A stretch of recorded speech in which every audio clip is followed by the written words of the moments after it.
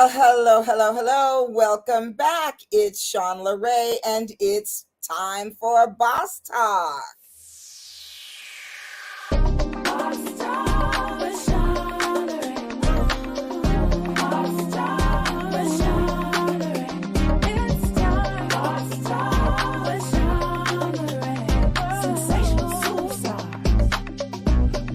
One of a kind.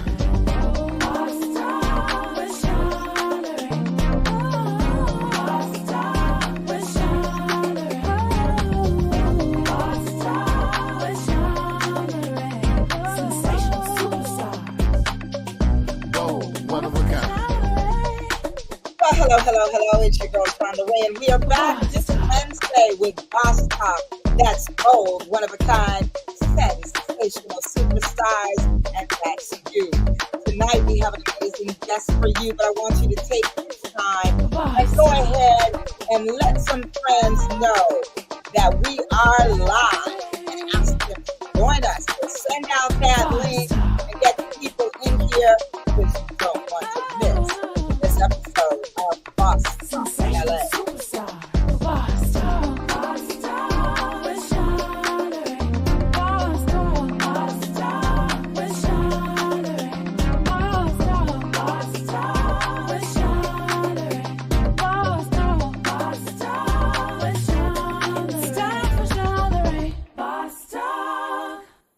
Well, hello, hello, hello, and thank you for tuning in once again to Boss Talk. It's Wednesday evening, and it is a special Wednesday today because it is Thanksgiving Eve. So if you're out there, I want to know what you're grateful for. So if you could just go ahead and type in the chat what it is that you're grateful for. This is a time of Thanksgiving. And I think there's nothing better than recognizing and honoring gratitude. When we live in gratitude, we open ourselves for all the great, good things that life has to offer because that's what your focus is on. So I think that if we focus more on what we're grateful for than what we don't have or what is not going well in our lives or what somebody did or said to us, we would be so much happier.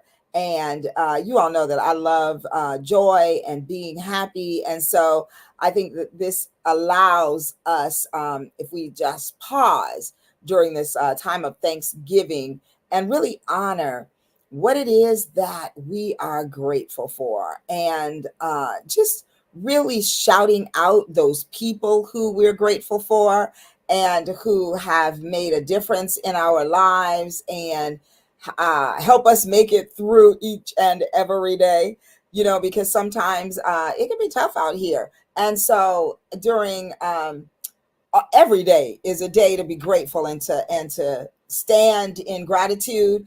But often we get caught up in the everyday hustle and bustle and grind and moving and doing things. And so we forget to pause and be grateful. So for me, this Thanksgiving is a time of pause and reflection. And there are so many things and people that I'm grateful for in my life. And so I'll be taking a moment to just be still and acknowledge those things. I'm grateful for love. I'm grateful for a family wedding happening over this Thanksgiving weekend. I'm grateful for my business, for my staff. I'm grateful that I get to do what I love. I'm grateful to be here every day, to wake up in my mostly sound mind and body and just really be able to live in the fullness of who I am and who God made me to be. And for me, that is the greatest gift. And so just take some time and really think about what it is that you are grateful for. I am also grateful for mental health professionals, myself included. I'm grateful that I get to be a mental health professional and that I get to be in the healing and helping profession. And I'm grateful for the clients that I have. they help me to grow. I learn a lot from my clients. And so it's not just a one-way street with me giving to them and pouring into them, because they pour into me as well. So I'm grateful for that. I'm grateful for not having to punch in at no 8 or 9 o'clock anymore. I'm so grateful for that. I get to sort of leisurely wake up and take my bubble bath and have my quiet time and honor God and honor my body and my mind and my spirit, and go out into the world doing what I love to do, helping others, and doing it my way. So those are the things that I'm really grateful for. I'm grateful to have had an amazing love in my life, that I for 14 years, and I'm grateful for that memory of William Joseph Brinkley, and for the children that came into my life as a result of him, for Jillian, for Sabra, for the grand boys, and Jonathan and Jason. I am so grateful for them. I'm grateful for um, the friends that I have. I'm grateful for my sister friends, those deep sister friends that You know what I mean? Like the Chantel Denises, the Gwendolyn Goodmans, the Nene Renee, hashtag Renee Hadley's. Just all the people who pour into me and who I get to pour into. So just this season, call it by name. If there are people in your life who have poured into your life and who have loved you unconditionally, loved you when you were unlovable, lifted you up when you could not stand up, call those people out by name. Um, and for those of you who I didn't call out by name, charge it to my head and not my heart, because I do love you all, and you know who you are. I'm grateful for family back in Toledo, Ohio. Auntie Terry and Marilyn, and uncles Marvin and Greg and Butchie, and cousins Rocky, and oh my gosh, it's just a plethora of beautiful family that I get to call my own. So I just want to take this moment in Thanksgiving Eve and honor those people. I am grateful for William Kirby Seals. I'm grateful for King James Edmonds.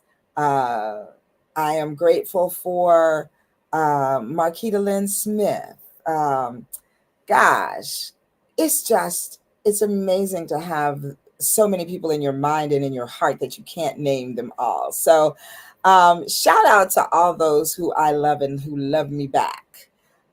So I want you all make a list if you have to, but do not sleep on the opportunity to to show gratitude. I'm grateful for my sister Vanessa Bell Calloway, for my baby sister Brenda Lachelle Williams. I am grateful for my other big sis, Susan Watson. I'm grateful for Sydney Wayne Davis. Oh my gosh, there's so many people that I actually get to love and pour into, and that pour into me. Paula Green Smith in Toledo, Ohio. Yvette Lamont Murphy, Kenneth Cunningham. Oh my gosh, the list goes on. So we don't want to do the whole night doing that here, y'all, but I'm going to shout y'all out. Who's out there? Well, William Seals, Lord have mercy. Amen all the time. John Steinreich. Hello, brother. He says the brink. Yes, indeed. William Joseph Brinkley. Chantel Dennis, hey sissy, back in town again. I love you. I love you too. William is a very special name. Indeed it is. Indeed it is. Let's turn down this heat, y'all. It's getting warm up in here. Oh my gosh. Yes. Terry, thank you, Soror. I am grateful for Delta Phi Alpha Kappa Alpha Sorority Incorporated. Those women have held me down since I was a baby girl, like what, 17, 18 years old. And so, yeah, they knew me back when. So yes, sorors, each and every one of you, all 15 on the thread and more. I love y'all. And William Kirby Seals says WJB, WKS. Absolutely. Absolutely. So now I want to talk a little bit about my profession, the mental health profession.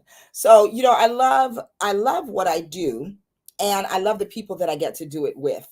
And my guest tonight is a very special young lady who has a very special, dear, dear piece of my heart. Let's see. So, though we are both therapists, that was not the context in which we met. We met when I needed a co-singer for an event. The Bring Back Our Girls is what it was called, and it was in honor of the girls who had been kidnapped in Africa. Y'all remember when that happened, somewhere about 2000, no, 12, 15, I'm not sure, somewhere around in there.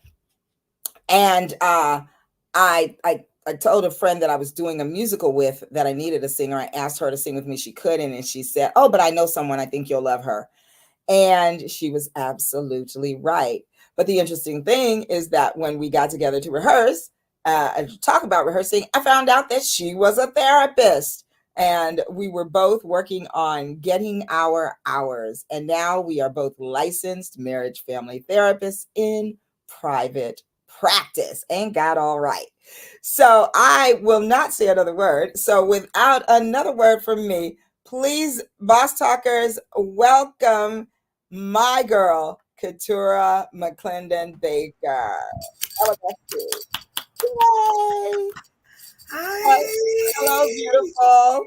How are Hi. you? Hi, big sis. Hi, Charlotte. That's what we Yes, call each other, y'all. that's my baby Offline. That's what sis. That's my little sister. Hello, Gigi. Heart back at you, sister. I love you. And let's see. Oh, we have Am great. I good, or do you need me to move? Because Oh I no, may have. no, you're perfect. You're Okay. fine. Y'all, All she right. fine, y'all. Y'all can see her good. It's all good. Thumbs up. Hello, Benita. Thank you for tuning in all the way from the ATL. And I think that it was Bobby Douglas who turned you onto the show. Is that right? I believe that is right. I love when friends tell friends about Boss Talk. So listen, this is a long time coming, Miss Katura. I'm I so know. happy to Oh, I have know. you tonight. You look beautiful. Thank you.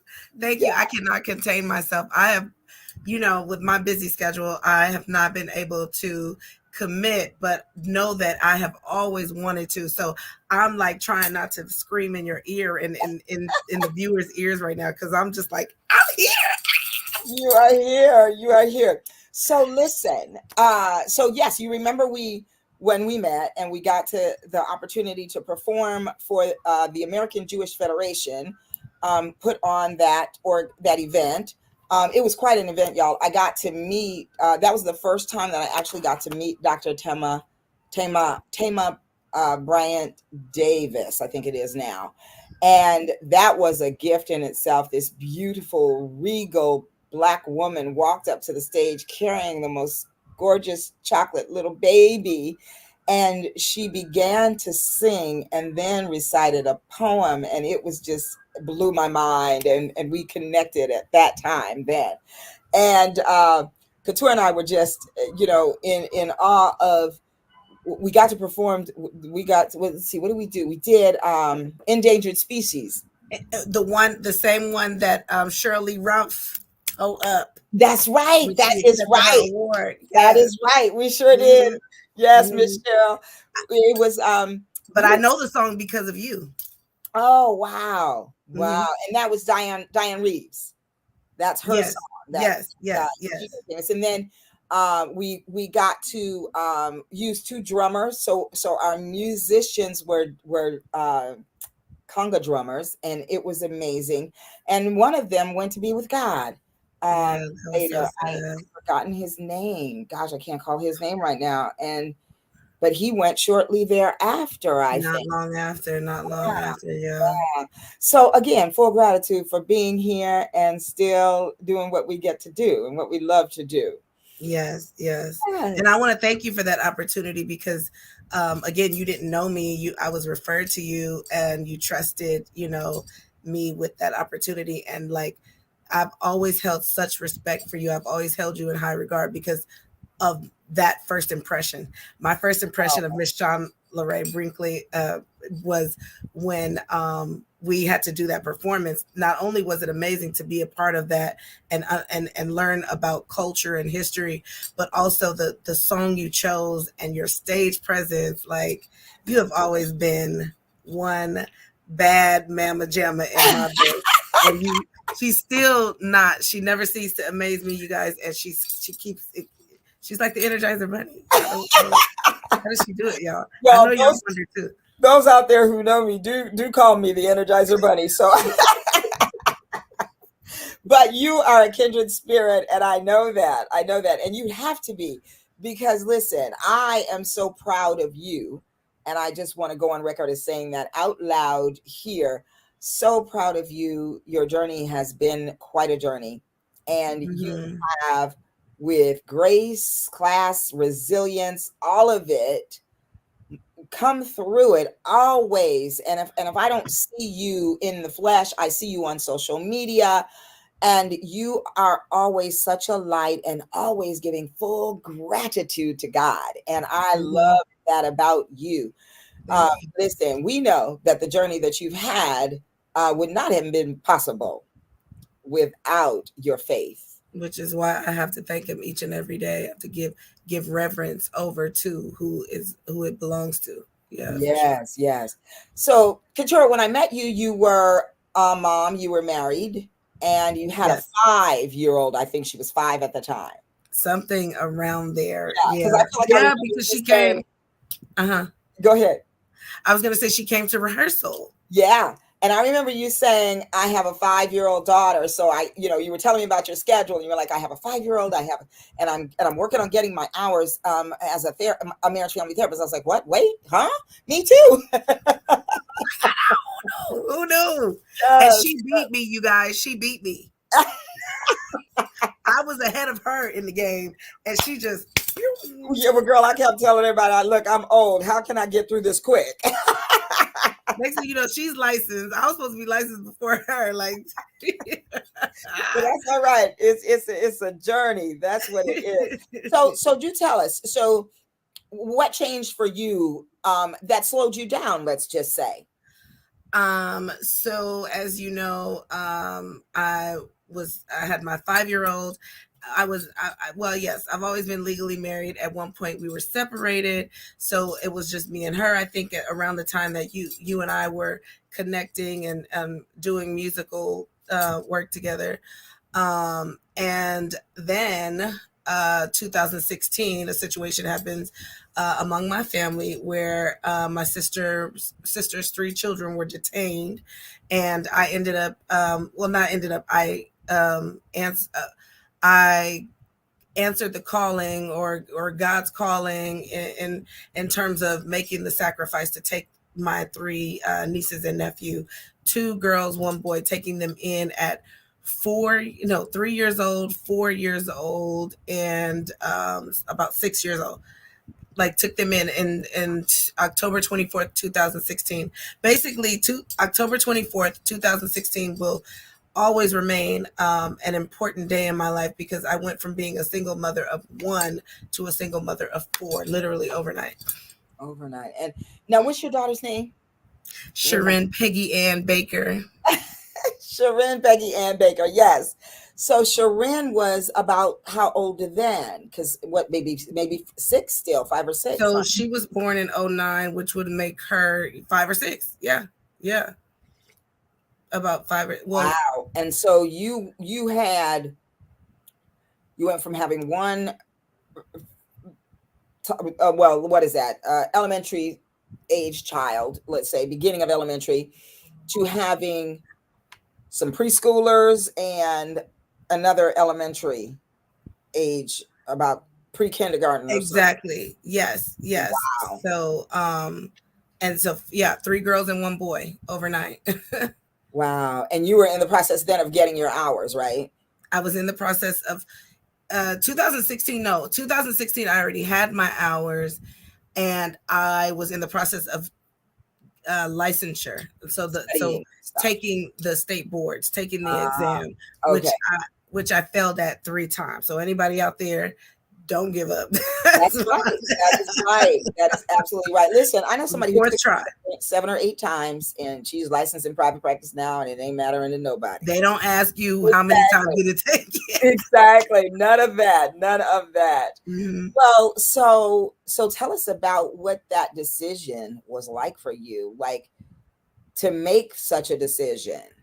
Well, I can only be honest because that's, how I feel I stay connected with God is just speaking from, an authentic place, because that's what God is about, authenticity, genuineness. And so I'll be honest. I know that because I think about this too a lot, fast forward, and hindsight is 2020. I say, when I said yes, I really said yes under the conviction that I was only going to have to commit to 1 year of this. Yeah, my sister was going to get it together. She was going to get her stuff together, and she was going to get her kids back, because that's how my mama raised us. She didn't raise us to be having our kids raised by someone else, like that's not how we were raised. So I just knew. And if she didn't do that, then we had a backup plan. My aunt was going to take them in. Yeah. So that was the plan. We were going to get, don't tell anybody. We were going to get DCFS out our, Not your business. Can I say that? Yes, you can. Because there wasn't any abuse going on. Right. You know what I mean? My sister is special needs, and that was the challenges that she was faced with. No drugs or alcohol or anything like that. And so fast forward 1 year later, my sister had not gotten her stuff together.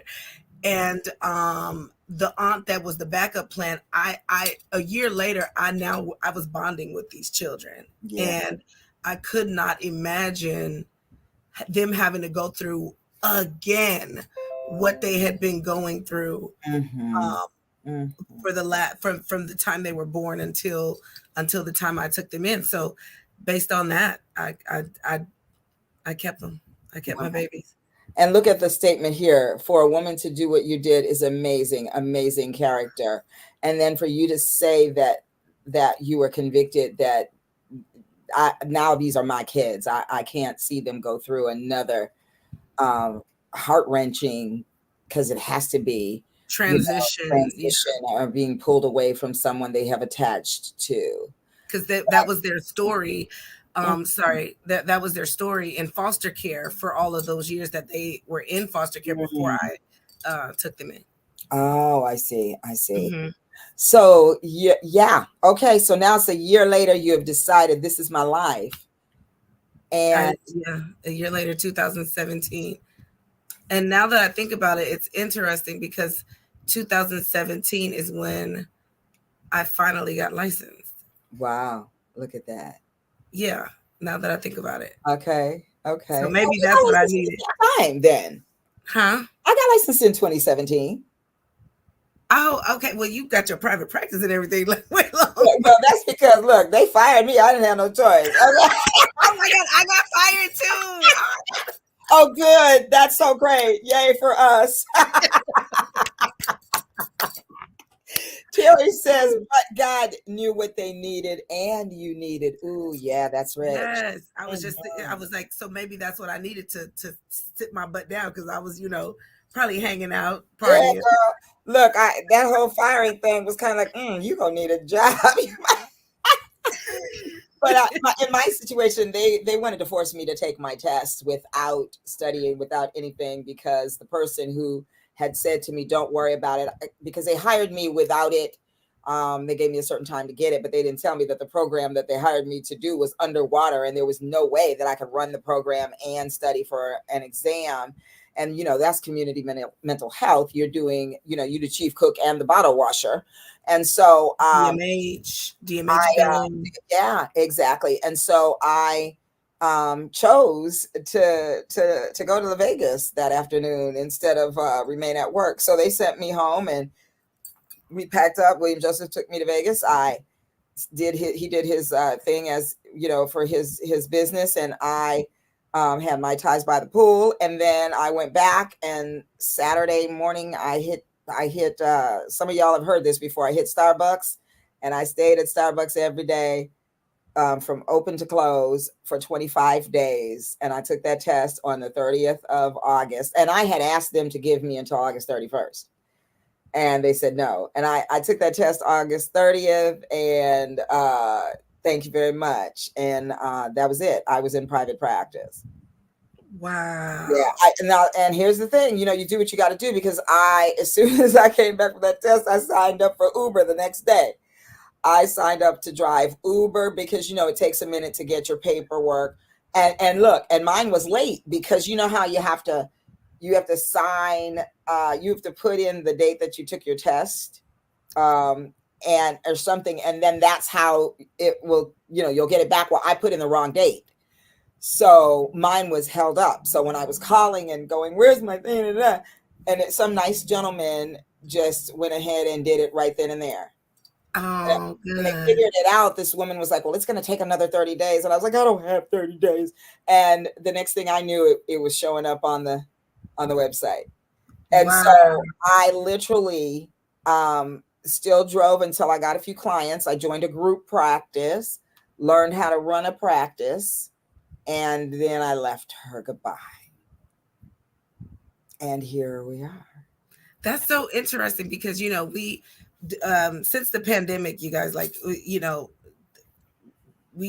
I feel like it robbed us of having time with our people. Like you and I, we would hang out at least once a month, at least. Yeah. And so I'm learning right now that you and I really share the same pathway. Like I started in group practice, and immediate. Like basically, I think moral of the story is God has always shown me I'm meant to work for myself. Yes. I'm not meant to have to answer to anyone but him. Okay? Exactly. And that is it is so important as a mental health professional, don't you think? Because I think in community mental health, there were so many instances where things were happening that I did not like, I did not agree with. Exactly. Children were not getting what they needed, but because of quotas, because of protocols, because of all these different things, we didn't get to do the kind of therapy that would actually work and actually help. And so the gift of private practice is, yes, we definitely have to answer to, you know, the Board of Behavioral Sciences and do things in that way, and CAMFT and all of that. And you know, now that I take insurance companies, but the thing is the kind of work that you get to do, you get to tailor it more to your client than to what they allow you to use in the community mental health. And I think also too, I completely agree with you. And also, like, you know, hey, everybody earns a living in their own way and for their own reasons, right? But I know you and I do this genuinely from the heart. And it was always hard for me to be working around people that didn't have that, follow that same belief system. Yeah, absolutely. Yeah. Absolutely. Ooh, you know, Terry brought us something here. She said, no, meaning the pandemic, it didn't rob us. It made us more intentional about the connections. Ooh, I love that. Yes, Coach Terry. That's beautiful. Very, very, very true. Human connection is a need.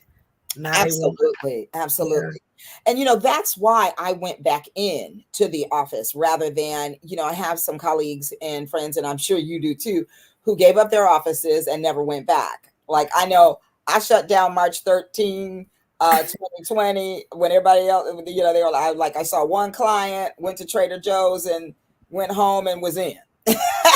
You know, well, no, actually, we went out to celebrate a birthday that night, and on the way to celebrate Miss Sydney Wayne Davis's birthday, the radio said the governor has declared a state of emergency. And when we got to the karaoke joint, they had already created a drink called Declared State of Emergency. I would have drank 3 of those. That was March the 13th, 2020. That was Sydney Wayne's birthday. We celebrated, we karaoke'd, and we went home and locked down. And and 2 weeks prior to that had been my big 60th birthday party. And that was the last time that everybody was together, and it was like amazing. And then God said, y'all need a break, so sit down and Oh, rest. did we have a break? I mean, that Yes, was indeed. 2 years. Yeah, and then going back into the office was an option. You didn't have to do it. I didn't have to do it, and some people chose not to do it. But I knew that I needed to get up every day and leave that house, um, and be around people and thrive in that way. So, I remember when I got my new office, it was previously a dentist's office that had sinks the in 4 out of the 5 therapy rooms. And so I said, well, we could just tell people, yeah, it's a pandemic, so wash your hands. and we're in business. We'll let it go right like that. And so, it's been a I huge like that. transition and blessing. So tell us about your journey from the group practice into your private practice. So that is one thing that is different for us, is that after, because mind you, I have my sister's kids, so I'm still, every day is one of adapting, one of trying to learn, figure it out. Mind you, and they're also special needs, so they all have behavioral issues, therapists to go to, other behavioral group mental health services. And so trying to juggle all of that, I had to go with what would best fit my needs. And so I just left the group practice, didn't gel well with that, the woman who was with the owner, right? Yeah, I know And that so, feeling. what'd you say? I know that feeling Right. very And well. so I was proud of her, though. I was so like inspired by her. She's a Black woman doing her thing. I'm sure you probably know who she is. And so there was another therapist there who, me and her, like, we locked in. We were like inseparable right when we met. And we all felt the same way about our boss. She wasn't really our boss, right? Because we were under contract. We're licensed, so you're not really our boss, but we're contracted through your group Right, counseling center. But basically, everybody, a lot of people wanted to leave but didn't have the means to do so. right. She and I, well, she basically terminated my contract based on just conflict of interest.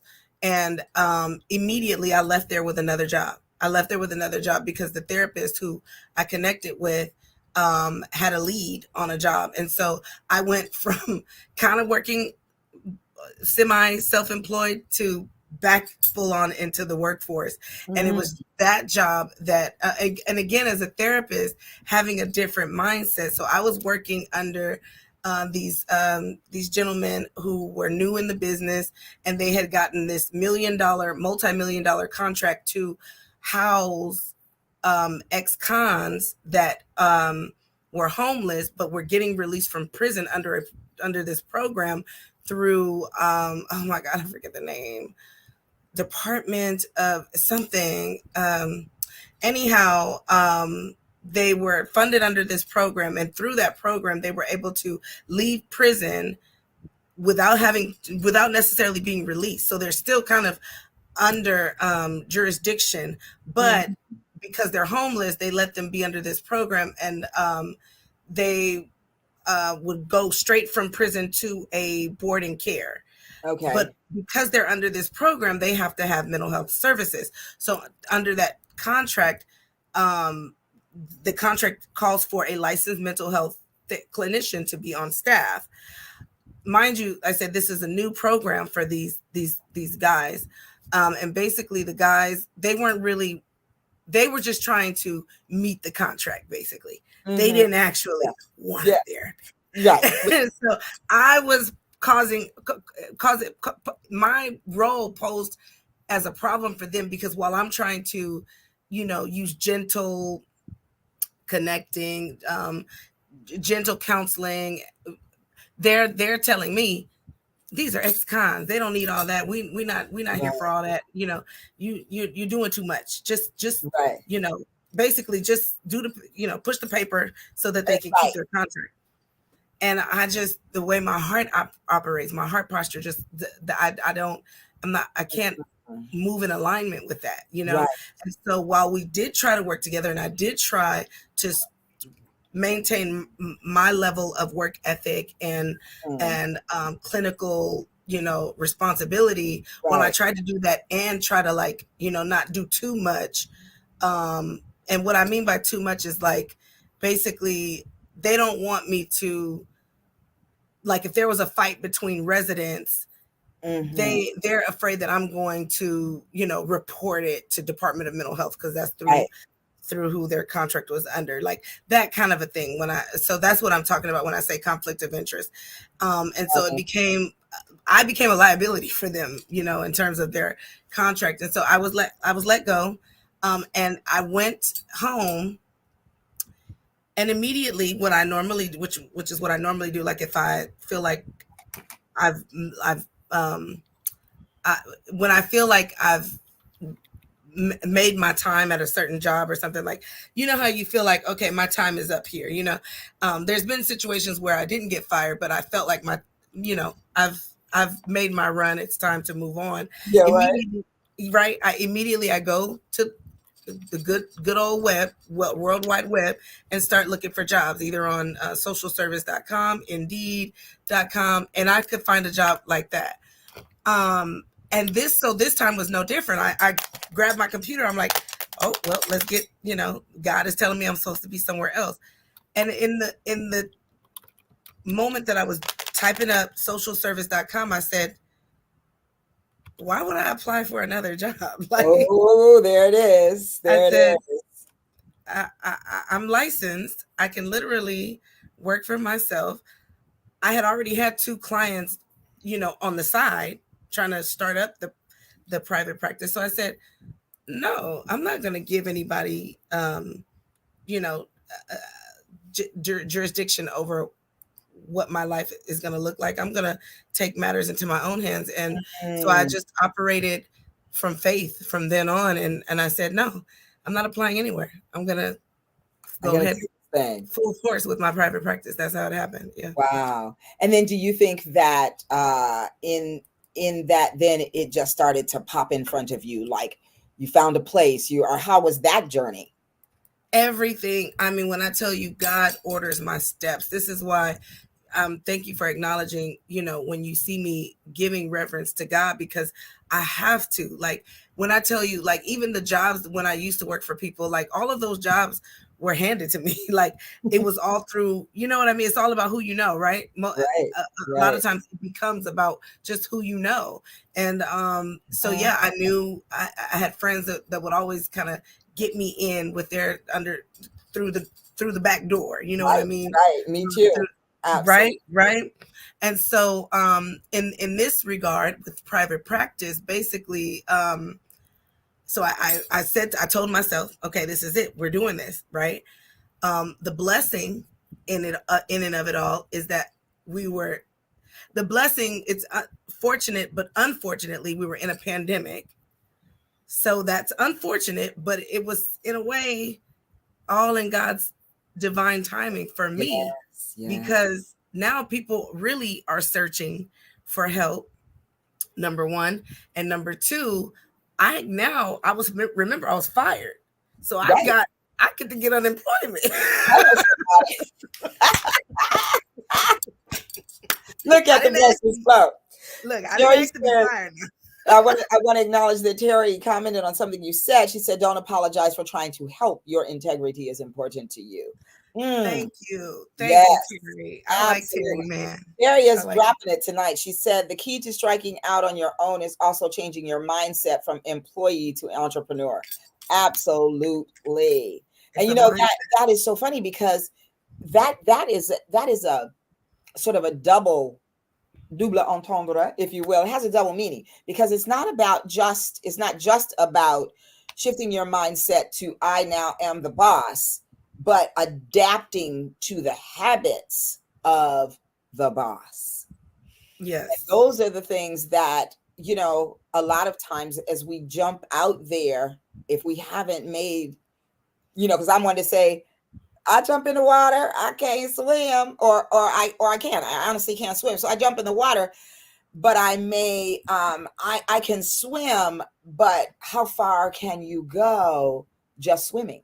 That's the Need scary that. So part. you need some other support. There's got to be a life raft somewhere near a life vest, all those things. You can't just jump into the water. And I think that's the mistake that I made. And I say mistake, and at the same time, not a mistake, because I learned from it.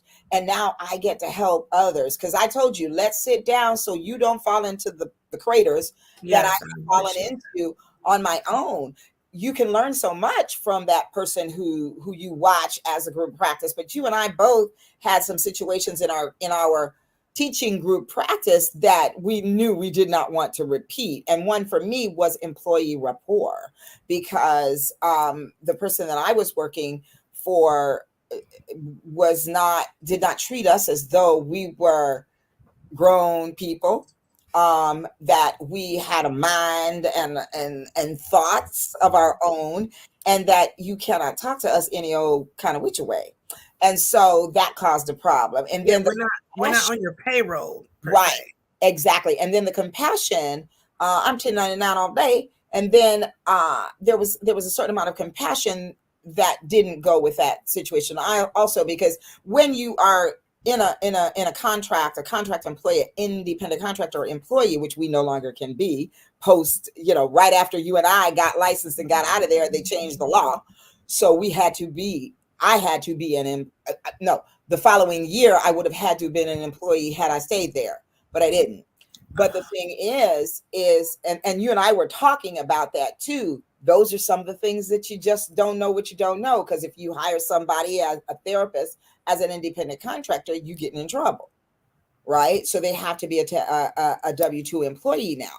So the thing is, there were things that happened in my life, and as an independent contractor, I would like to address those things. Like, my father passed away. He got really sick. I wanted to spend time with him. I was not about pouring into somebody else when my cup was empty. I was pouring into my family and my father, and she didn't want to understand that. And so my comment to her was, you don't have to understand. You don't even have to give me permission. This is what I am going to do. I have told my clients, do what you need to do. You know what I mean? And so it's like, those are the kinds of things that I learned. I don't want to be that kind of boss. Exactly. I want to be a boss who can talk to people and show compassion and understand and allow people to be autonomous in their work, as long as they are doing the work that needs to be done. You know what I mean? And so I think shifting the mindset in so many ways is important. I love that. Let's see what we got here. Let's see. Felicia, newest member of the WJB Center for Cultural Affirmation, says, yes, that's a process, especially if you never had an example or have trauma issues. 100%. Yes, indeed. Yes. Right, Felicia. And thank you for being the resource that others need. Yes, Amen. absolutely. You're not. Let's see. Oh, I get it. I'm not that tyrannical boss. Thank you for helping me. Yes, Ah, ah. we're helping one another. Absolutely. And there's a difference between a boss and a leader. Absolutely. Mhm, mhm, mhm. Absolutely. Soror Terry has a book called Climbing the Corporate Ladder, where she talks about that. And then I think she's working on another project about leadership. So she is one to ask. I believe she is a leadership coach. So definitely can relate to that connection. And every day, we're learning different ways to become leaders and to hone our leadership skills and style, like finding out our leadership style. Now, do you want to create a group practice in your private practice now? I think that is something that's definitely in my future. I aspire to do what we've seen a lot of licensed therapists, or some of them do coming up before us. I also, it's really more about leveraging my time, right? So I want to be able, I want to put myself in a position where I'm making money without having to give the time Yes, that honey, it takes. now while you sleep, Exactly. or while you're on a beach somewhere, or while you're in London, in Paris. That's the idea, that because we're not going to be doing this forever. This Absolutely. direct line care. Yeah. And Direct care. and I think the other great thing about being in private practice and sort of being your own boss, so to speak, is that you can assess your situation and work accordingly. Like I was down to 10 clients and loving it. Everybody else was working, and I had 10 clients, and I had worked so hard to, let's terminate. You looking good? Yep, you're doing good. Be on your way. And so terminate those clients. I was down to 10 clients, and then I had a shift in the life, and I had to pick up more clients. And so being able to do that, I just keep reminding I myself, love that. just like I did when I was working for somebody else. I kept saying, for such a time as this too shall pass. This is only temporary. I have a dirty little secret, and that dirty little secret is I'm walking out that door pretty soon. Even before I became a therapist, it was like, I am doing this to get to do what I really want to do when I figure that out. And so now it's like, okay, you have 20 clients now, and it's okay, because you're not going to have them forever. And the thing too is as in the work that we do, we can't just call somebody and say, you know what, look, I'm tired, and so holla back. Like we gotta transition them away, right? Yes. And Which is a whole process, at least a month or two. Exactly. Yeah. Unless you have those clients who have gone from a client who is, having some mental health, mental unwellness going on, and they've transitioned into a space of maintenance, but they come to you, and now you're coaching. I love maintenance. Yes, right. And now you're coaching, and so you can say, I kind of think that, I had a client, bless his heart. I had been seeing him from 2018. It is now 2021. And here you still are. And so it was kind of like, well, I think you're doing great, and I think we should talk about termination. He's like, oh, no, I think I still have some problems. Like, I still have some of the same problems. Like the other day, I was having this anxiety and this and that. And I said, oh, and he said, and, I took a moment, I paused, I did some breathing, and I felt myself shifting down, and then I moved on. And I said, exactly. And now that you have the tools, it will be time for you to be on your way. So we gave it 3 more sessions, and then, we parted ways. And you say, I'm always here. I'll be right here. Holla back if you need to come back. And so I think that's a blessing that we can do it that way, but sometimes it takes some time. No, it does. It does. And then going back to what you were saying, so I think I used my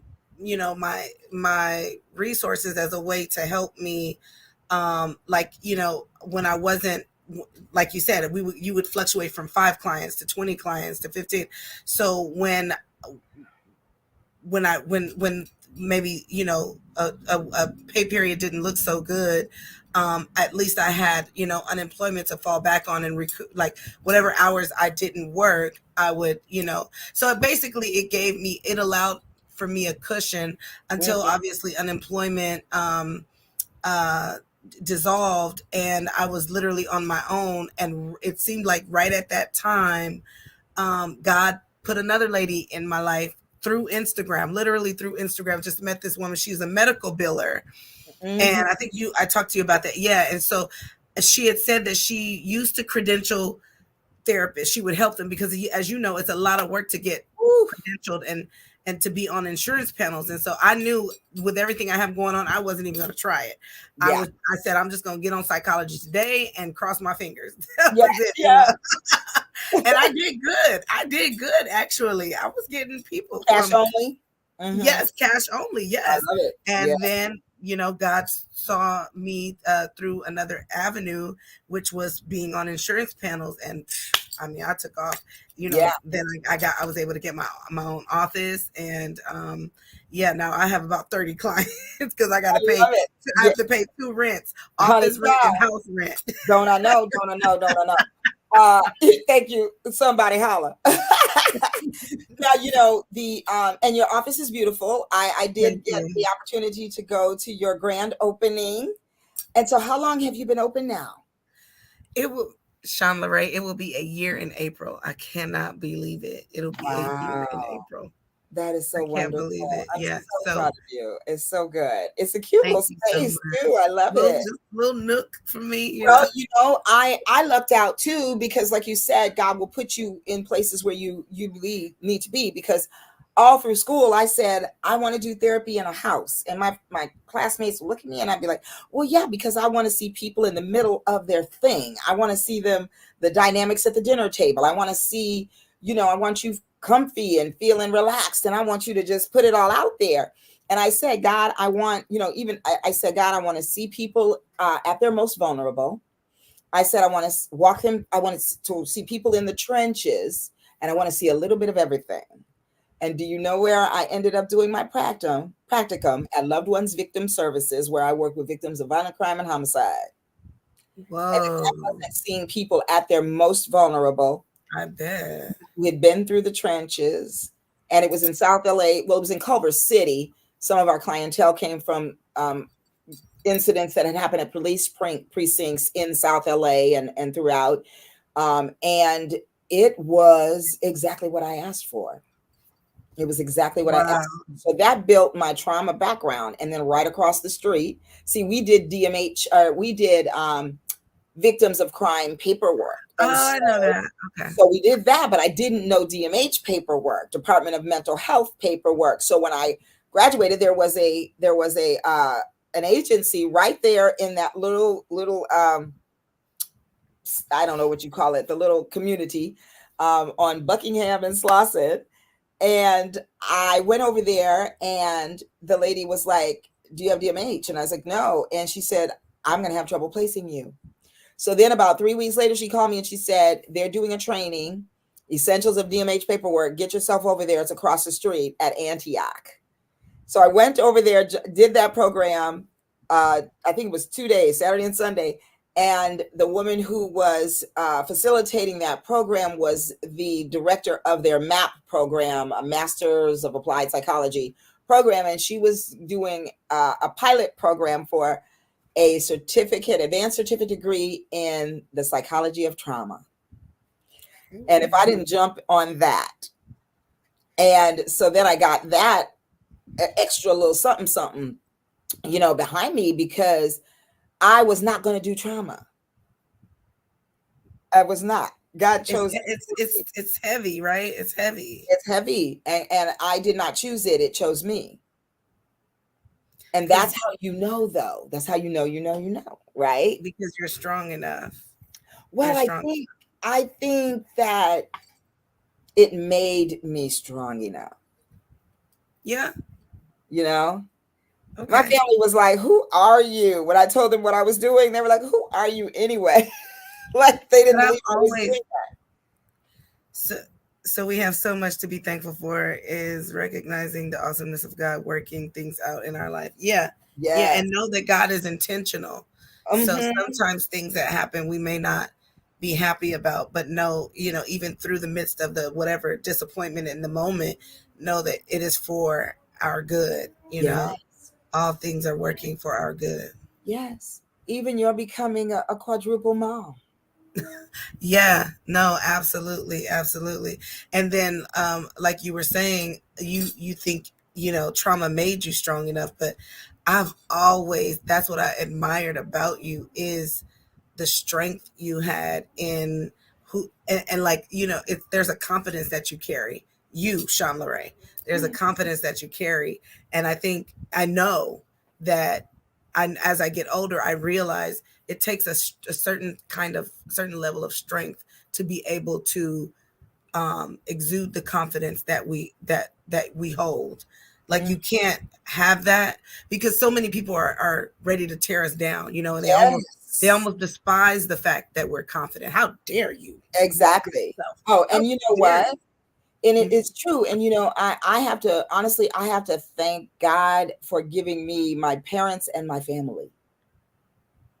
The parents that I had and the family. And see, here's the thing, like there are no mistakes. I was quirky. I was a quirky kid. And so. Yeah, that you are. You do know that. You do know that. So God knew. God was I love that about you. That God was like, oh yeah, she gonna need some special people. So with the glasses. Yes, I think these are just happen to be sitting here, but yeah. We love her. We love it, don't we, y'all? You know what's funny? We would have it no other way. Okay, an auntie of mine saw me on Facebook or somewhere and sent me a picture, and that picture is me at 11 years old with my hands on my hips with some designer tights, like some tights with some lace design in them, and some cat-eye glasses and a hat. So it started a long time ago. Yes, it started a long time ago. Terry says we all know that one. Yes, and you have to know this, Keturah. Soror Terry pledged me. She was one of my big sisters when I pledged. Okay. Yes, Anita said, I would like to have your email address, please. Absolutely. I'm going to put that in the chat for you right now. Let's see. Let's go to Boss Talk LA at gmail.com. Boom. There it is. Let me put that up for you.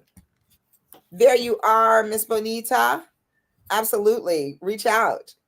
But I think that thank you for saying that and acknowledging that. I think though that my family kind of knew that I was quirky and all that, and they never made me wrong. Like I talked all the time. It was like, please, Jesus, let us shut up, but I didn't. And so they never made me, like wrong about talking all the time and all those things. And I just know as a kid growing up in school, it was always like, whoo, Mr. Mrs. Williams, I don't know. And they would be like, yeah, we know you got to keep her busy, and they just advocated for me. And so I felt like I had some backing. I had somebody behind me. You know what I mean?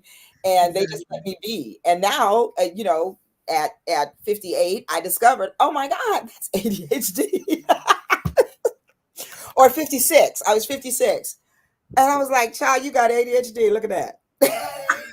No, I mean, I feel like we all kind of suffer from ADD, ADHD. In one way or another. You know what it is? I think we all suffer from distraction and overload and all of those things. And then the separate piece is that ADHD is a brain situation.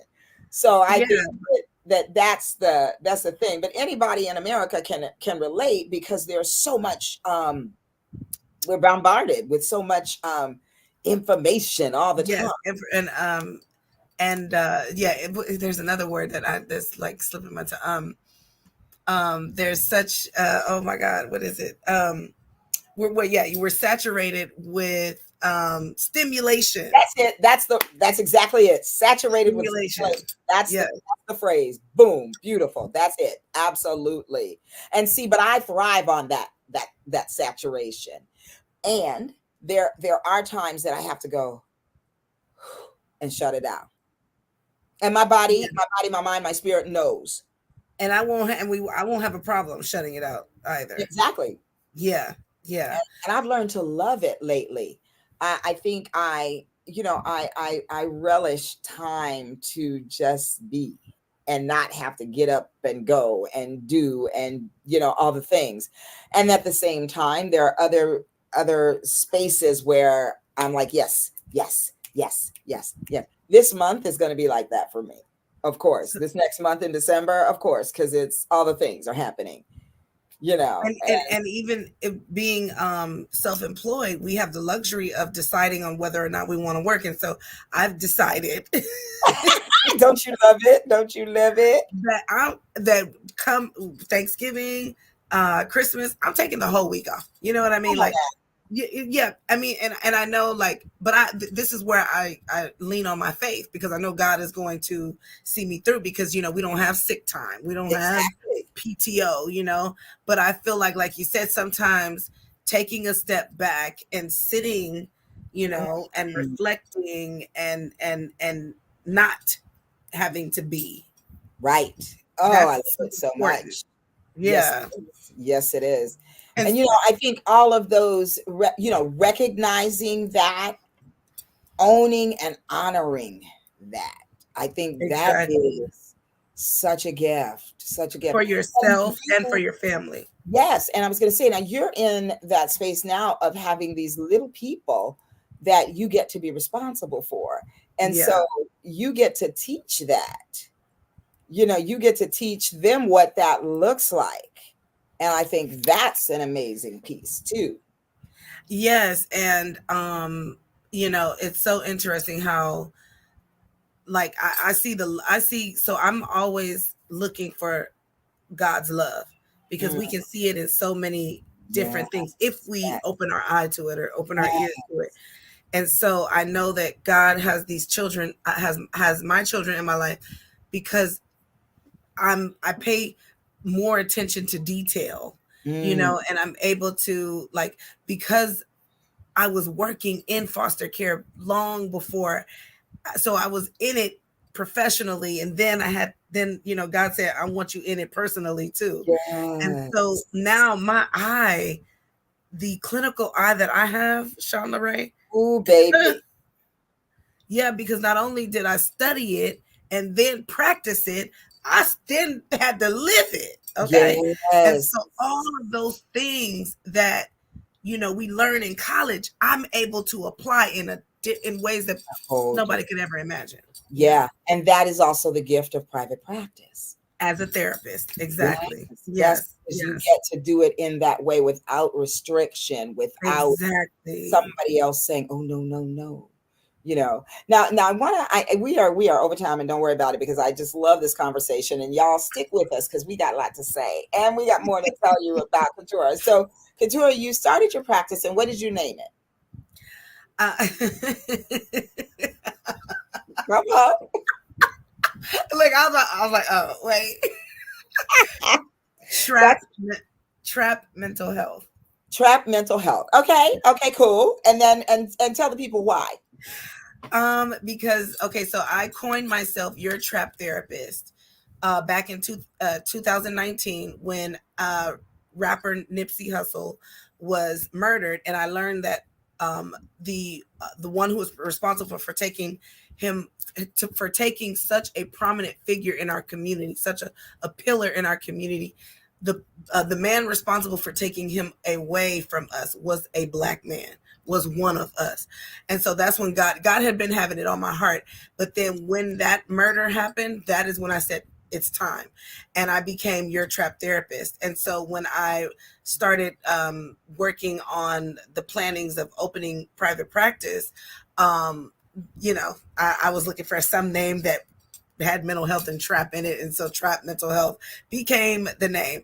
I feel like now, again, hindsight is 2020, looking back, I probably lost a lot of clients um with that name, Mm-hmm. because I remember one client, they were a couple, right? They were black, but they were kind of like the white black, not Mm-hmm. like that, but I'm just kidding, I'm joking, but what I Right. mean is, like, like they were Hollywood. They were more in the Hollywood scene versus, like, so there are some clients that will come to me and be like, "Oh my God, I love the name. Right. Oh my God, I get it. I loved it. When I saw your name, I was like, yes, she's the one, right?"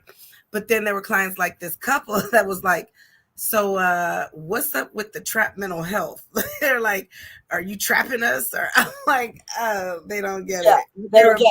black." But explain it. But explain it to the boss So talk. basically, I um so I'm providing mental health on it, in my opinion, or my style is that I um provide mental health on a level that makes sense to us. So I make mental health make sense, using language that makes sense to us. By us, I mean people of color. So particularly Latinos and Blacks. I service all ethnicities from across the board. I have Indian. Right now I have, I've always carried Caucasian clients, just clients from different backgrounds, but particularly Trap Mental Health was supposed to attract the minority community. Yeah. And I think even further than minority, the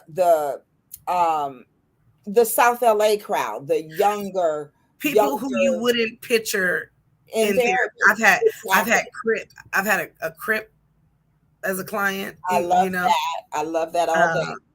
A Blood, yeah, and also because I'm still in psychology today, but and I think actually the Compton address is probably still the one I'm using, but there's something about having and this is what the clients tell me, that there's something about a therapist that looks like them and that sounds like them and that they feel like they can relate to. Like that's important. That was important for them in their search for a therapist. Mm-hmm. Absolutely. And that happens, to me as well, when people call and I say, well, I'm full, but I can refer you to one of my other therapists. And they're like, well, no, I'm looking for a therapist of color. Do you have any more of those? And I got most of those, you know what I mean? And so by design and not by design, because here's the other piece to that.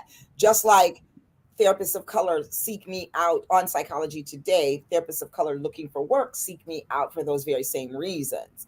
And I think, Dr. Felicia Hunt has recently completed and defended her dissertation, as now a full-fledged doctor of marriage family therapist. Shout out to you, darling. I'm so proud of you. She is a sex coach as well.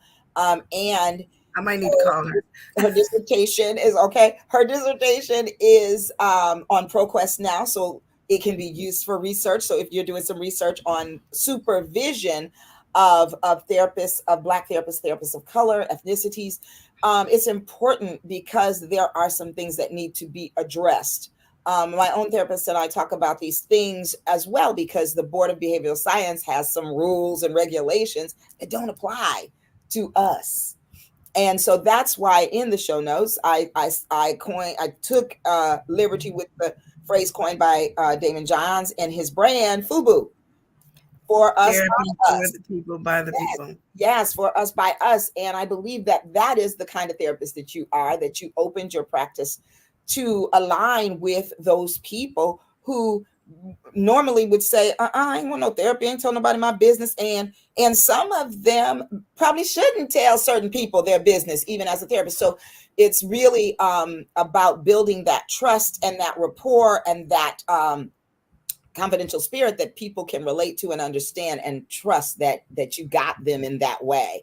Even if I come here and be my most vulnerable, I think that that's where the healing begins in this work. And so I applaud you. Now, you and I had the conversation about the name and about, now that you're in private practice and you're thriving and you got your own place, you might want to open up so that other people who might not get that don't count you out, because you are a capable and brilliant therapist, and you don't want to be counted out by those who might benefit from your services as well, as you still get include that piece in your branding.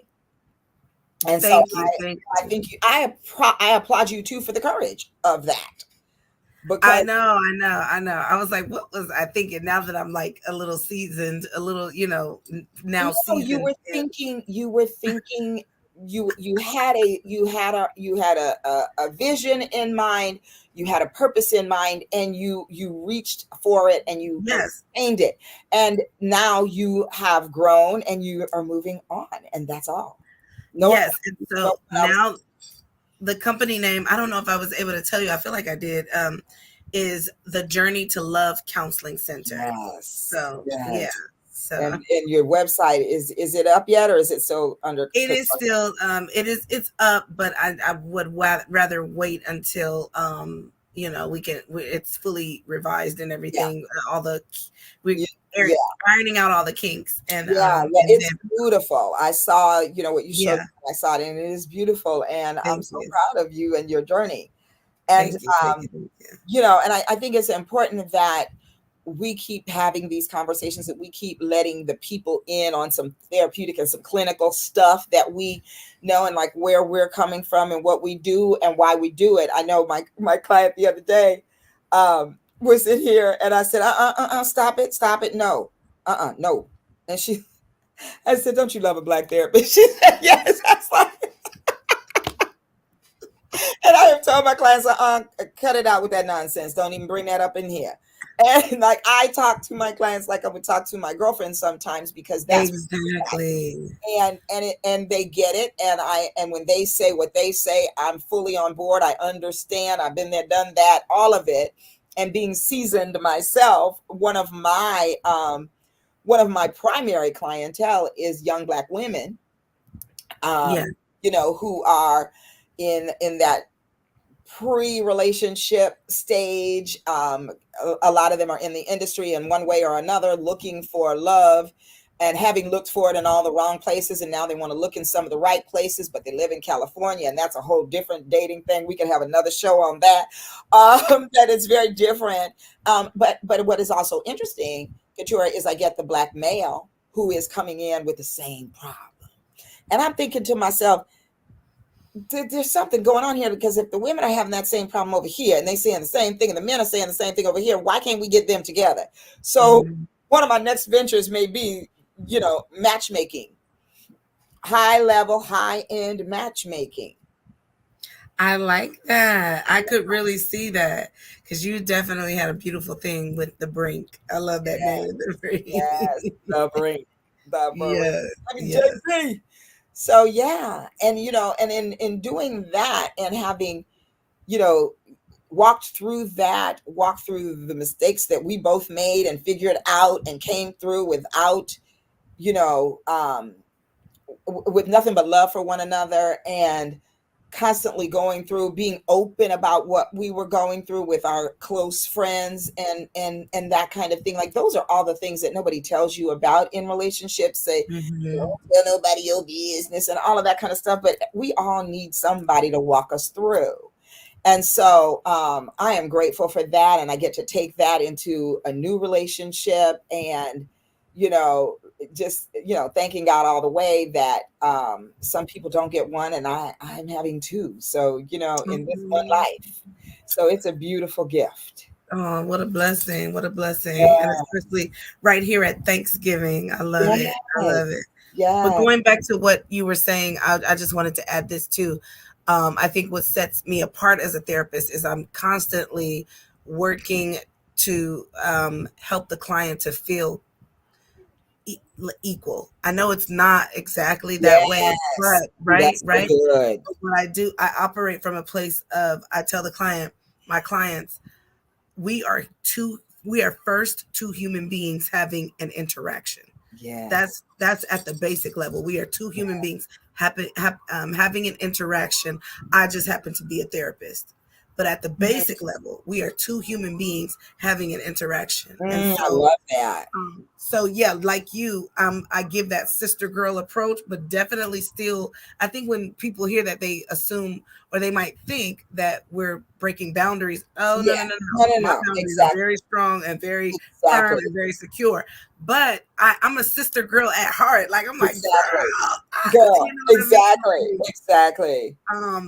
But and then while remaining an unbiased, non-judgmental, unconditional, positive regard. I'm very Yes. And adamant about that. professional the whole while. And the whole because the client is not going to open up to you if they don't feel like if they think you're going to judge them or they feel like Right. Right. you're yeah judging so I Exactly. make sure not to. I have a client right now who is between whether or not to terminate a pregnancy. I'm on vacation, but my phone is on open for her because Right. that's heart-wrenching that she has Yeah. to go through that because Yeah. of, this failed relationship that she's in or was in. And so but I'm so adamant about making sure she doesn't feel like that she's being judged Right. Right. Yeah. for wanting having for being in a position to, I have to decide whether or not this Right. is in my best Right. interest. Yeah. And I've always been pro-choice, so it's not something that I have to like implement now. Like this Right. is really who I am. Or I've always be been inauthentic pro-choice. about it. Yeah. And I Yeah, think that exactly. Yeah. another thing that gives people pause is here you have 4 beautiful children. And so people are like, "Ooh, can I say that to her? Can I whatever?" And I had to just walk a couple through that, and it was very difficult because she wanted to terminate, and he was kind of saying it's your choice, but he really didn't want to do it. And so that's recipe for bleh, disaster if it's not handled with care. And so I helped them Exactly. walking through it, holding each other to, in the closeness and in the regard that, whatever we decide, we are going to be okay. We are going to love one another. We are going to not let this be the thing that rips us apart. And it was hard because she was the one that was pulling back for fear of all the things that happen in here. And so it was reassurance and all of those kinds of things. It's not about what I want, what I would decide, what I think about it. It's always about how I can carry you through whatever, or hold you as you walk through whatever fires you need to walk through. Giving, we're providing space, we're Yeah. offering space, and I'm realizing how important that is because I think that, and you could correct me if I'm wrong, Sean LeRae, I think because we have so many different avenues of support from friends, from Mm. family, I think that we think it's to be expected, or it's common for people to have Yes. spaces, for people to be allowed the space Mm. to express, to be, Safe spaces. a safe space to be unapologetically and authentically you. I'm, sometimes we forget that people don't have that. So this is Yeah. why therapy is vital for Yeah. them. You need a Yeah. space where you can just let it, because a lot of people are holding so much, Yes. Yes. carrying so much, we Yeah. would never know. And absolutely, you are so right in that. And I think that's the thing that helps us with the growth piece. Like, we grow so much through this work because we do have these ideas of what people's lives are like, and then you're like, oh, people doing that, people having that, people not And what having that. do and how someone that has experienced trauma is supposed to look like. I get Yes. so taken aback by, like, the what society deems as the pretty light skin, green eyes. I assume that, and so basically what I'm saying is, like, when I get like a, what society would define as a, beautiful woman or a fine man, you assume that, oh, they must have had it easy. And then, right, you know what I mean, you get them in the Absolutely. room and you hear their stories and you're like, Absolutely. you went through what? Yeah. Like, Yeah. but you look like And that. that piece that you just mentioned too, light skin, green eyes, speaks to the colorism that we live under, and that sometimes if you look like me or look like you, we don't realize what someone with light skin and green eyes is going through, and they're too having colorism reversed, and they're not, it ain't easy for them either, is all I'm saying. Oh, And that's so deep. really having That's to deep. open up that space and be like, no, y'all, this is the thing.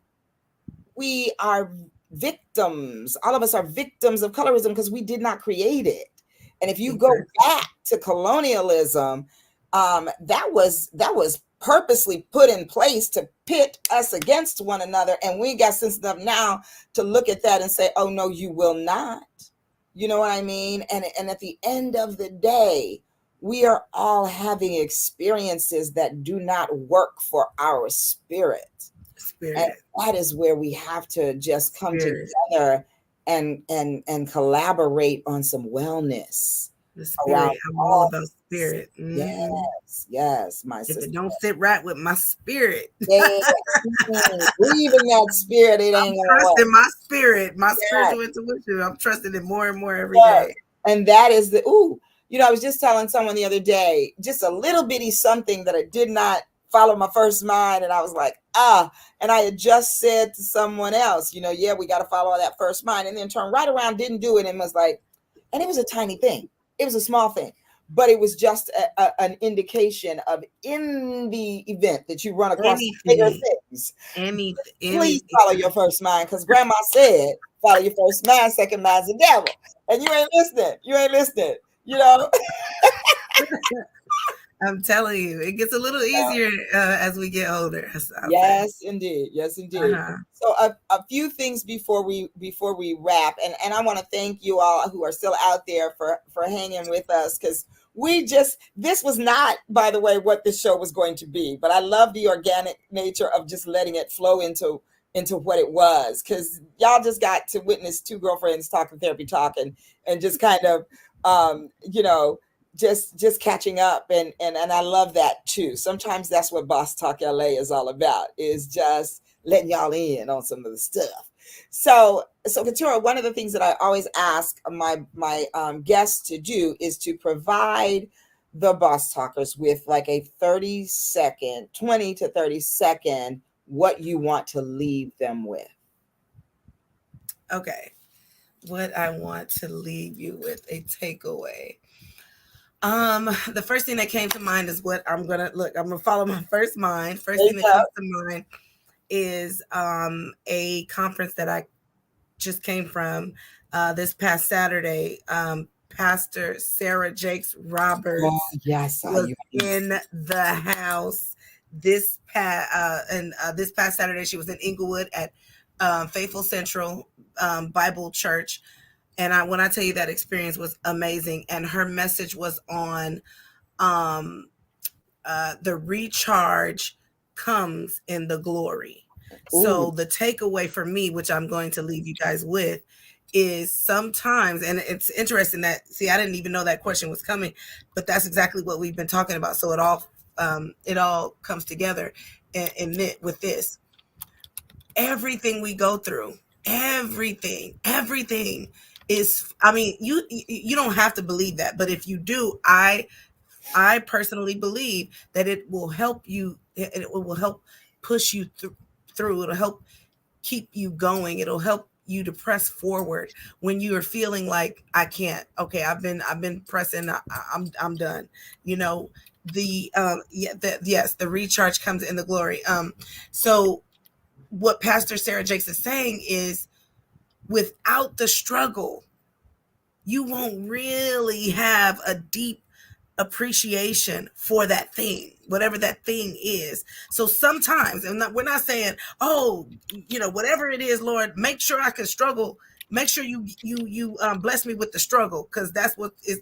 No, right. That's not what I'm saying. Right? No, that's not what I'm saying. We're saying, if there is struggle, don't feel like, dang, why me? Woe is me, like me with my sister's kids. And yes, do I have resentment towards my sister at times? Absolutely. Do I have anger towards her? Yes. However, I allow the bigger picture for me to be in control, and what that is my relationship with God, and how I know God. I've always known that there's been a calling over my life. I think we used to talk about these things, Sean Lorraine. Yeah. There's a calling, there's a purpose on my life, and God knew what I needed to mold me towards the calling, right? And so I'm in that glory and the recharge, like, feeling recharged. So basically what I interpreted, the interpretation I took away was, that is what, like, how I'm recharged right now as I'm talking about it. And I'm not talking about cherries and blossoms and blooms. I'm talking about struggle, but I can be there is recharge. I am recharged just by being, having that revelation that, oh God, you knew what you was doing all along. You put me through that. Oh, okay, God. Okay, I see you. And I'm recharged to keep going Yes. through the glory Yeah. that I get on the other side, the glory that I get when Sean LeRae says, I knew you before and wow, look at you now. The Come on. glory. Don't get me pre. Look, I'm not. Come on. You got to preach. You got to preach. Yes. Yes, Soror. Soror says the setback is a setup for a comeback. Absolutely. Terry, man, come Yes. on now. Yes. Love Yes. your people. I love Yes. Aren't they them. beautiful? Aren't they Yes. beautiful? Thank You you know, guys. what I thought of when you said that about the recharge, what came to me was plug into the struggle, baby. Plug into that struggle because it is recharging you the whole wow. So get your battery back up on 100 through the struggle, baby, because when it's over, Yeah. how they say the shouting comes in the morning. I love it. I love you. You're such a crier. I love it. Me too. I am. Listen, y'all. I love this woman and I'm so proud of you. And like I said, the choices that you made because of this great big old heart that you have, and God will only bless that for in the days to come. And just the gift that you are giving to all four of those beautiful babies that are in your charge. Your bio baby and your bonus babies it's just a beautiful thing. It's a beautiful thing. Can I show a picture? Oh, please do. And Terry says she's a cute crier. I love it. I love it. Yes, please show a picture of your baby. Really quick. I wish you sent it to me. I could have put it up. Go ahead. Oh man. Yeah, this picture is meaningful because it was so important to take a picture. This is the office warming that Sean LeRae was telling you guys about. I have that picture. You have it? I think I do. Yes. We always having that. Yeah, there they are. This picture is influential and meaningful because it basically is the testament to how good God is, how faithful God is. Yeah. Because I had a dream before I got those kids. I was already graduated. 2010 I graduated. So I was able to, in the courts when I was fighting for those babies, I was able to debunk the theory because the courts they didn't want me to get those kids. They wanted the kids to be in the system, right? So they were like, "Oh, she can't do it. She's only 36. She already has a child. This is going to be too much on her." They were like, some people like, "Oh, she just wants the money." No, I don't. I have a whole master's degree from Pepperdine University. What money? Like what? Yeah, I'm not one of those that's sitting around trying to collect checks. No, I'm just, I ride for my family, and my family needs me, so I'm going to be there. And so to know that I went through all of that, and the fear that I always had was that I was going to lose my vision, lose my goals in the process. And so that's why they got to share in that vision and that fruition, coming to fruition with you. Yeah, I lost it, but yeah, you guys did that's why that picture means so much. Oh, that is so awesome. I was able to still do what I said I was going to do before life happened. Yeah, I love it. Well, it's been an honor and a pleasure to talk to you here tonight, beautiful. And I want to tell you all, Boss Talkers, if you're in the LA area, we got a thing happening on the 2nd. And so I'm going to share the flyer with you. We are having another jazzy art extravaganza and would love to see you in the house. It is Saturday, December 2nd, 7 o'clock until it's $10 on Eventbrite, $15 at the door. The Eventbrite link is there, but I'm going to put it in the chat. And we are highlighting the exquisite, rich, and colorful art by world-renowned artist Emmy Lou. And a portion of the proceeds of the art sales will go to my 501c3 nonprofit organization, William Joseph Brinkley Center for Cultural Affirmation. And entertainment will be provided by yours very truly, Black Silk featuring Sean LeRae. So please join us. And I'm going to go ahead and put that link in the chat. I think I put it somewhere. Or I already put it in there. Let me see. Where'd it go? Yeah, if Here you could it email that to is. me too. Yes, so you can go there to that Eventbrite link if you and purchase your $10 ticket and send that link out to others because we do want you in the house. We're going to have a ball, and I got to tell you, the artwork of Emmy Lou is exquisite and it is unlike anyone else. And so it is all over my office, my house, and so we love Emmy Lou, so I want to shout him out. And before I go again, I just want to also, I was remiss in not shouting out two beautiful human beings who have been riding with me for Boss Talk, and that is Moses over in Nigeria. Moses, happy Thanksgiving to you and your beautiful family. Moses is a new dad, so his son must be probably 4 or 5, maybe it's a girl, I can't remember, but must be about 4 or 5 months old now. And to Ms. Crystal Larche, who is they are my producers, and she is not here tonight because she is traveling for Thanksgiving. And so shout out to you. I love you. Mwah. You are the best producer I could ever ask for. And I appreciate all that you do in pouring into making Boss Talk, which is my dream, come true, and helping it to grow. And I want to thank each and every one of you who have been on here tonight. Soror Terry, Mr. Seals, Chantel, John, Felicia, let's see, Gigi, Mr. Seals, Johnny D. I just thank you all for showing up here. Bonita, Terry, Soror, you don't even know what it means to me to see your beautiful face, because I can see your picture here every week without fail, and I just love you for it. I so appreciate that support and that love. And I do want to also say that Soror Terry's book, that is her next new book, is it is called Awaken Your Leadership Brilliance, and that also can be found on Amazon, y'all. Terry E. Mann, Terry with a Y. And so y'all go over there and get that one, because her first one was a great hit. It was a New York Times bestseller. It was on the bestseller, Amazon bestseller rather. And so please do go and get that book and hone your leadership skills with my soror.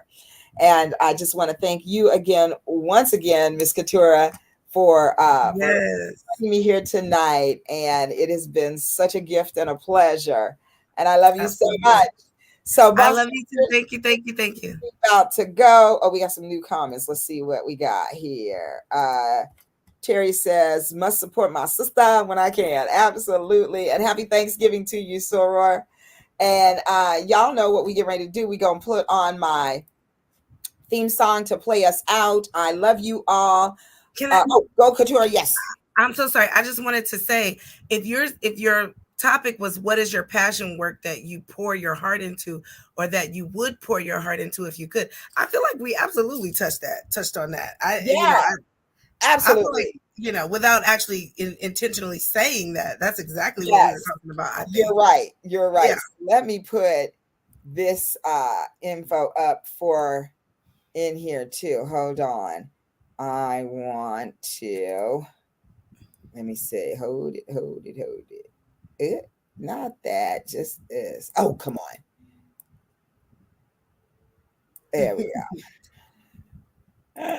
So I'm going to tell you how to reach Miss Katura on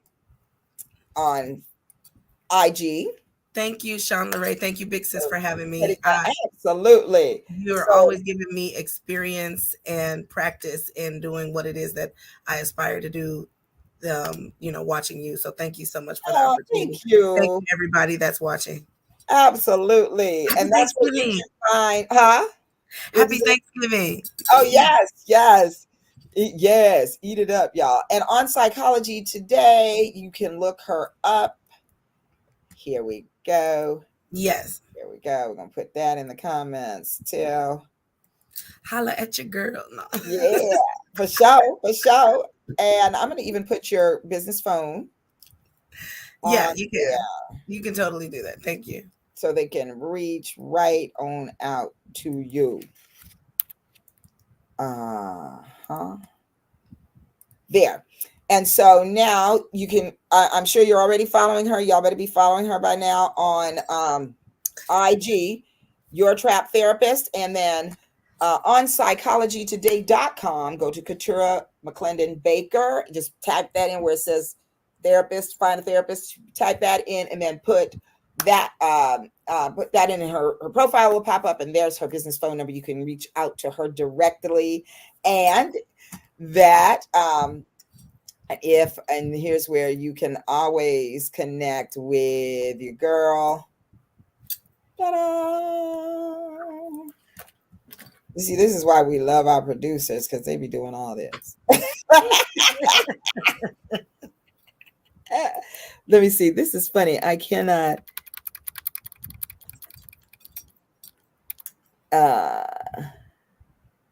This is so crazy when it does this. I don't know what that opens in a new tab thing is all about.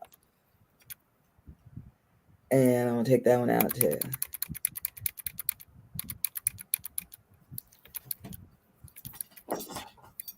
Okay, here we go. There. All right. So now, if you want to connect with your girl Shawn LaRae, here's how you do it. You can reach me for therapy at livinglovedhealing.org, coaching at livinglovedcoaching.com. If you want to donate to our nonprofit, the William Joseph Brinkley Center for Cultural Affirmation, you can go to wjbcenter.com, and on Instagram and Facebook at Living Loved Healing. And every week we are here on Boss Talk on YouTube, Facebook, and LinkedIn at 6 o'clock Pacific Standard Time. Tell your friends and do join us, because we just love to have a good time. So thank you for being with us today.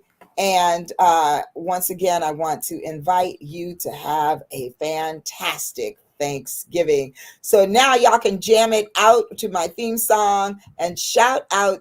And I am grateful for Wayne Lindsay and Alana Lindsay for my theme song. Yes. So let it play y'all out. Happy Thanksgiving, and we'll see you again next Wednesday. Peace.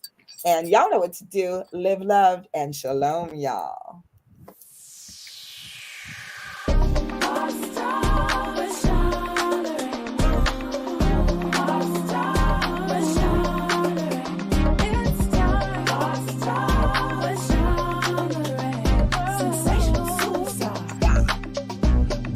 One of a kind.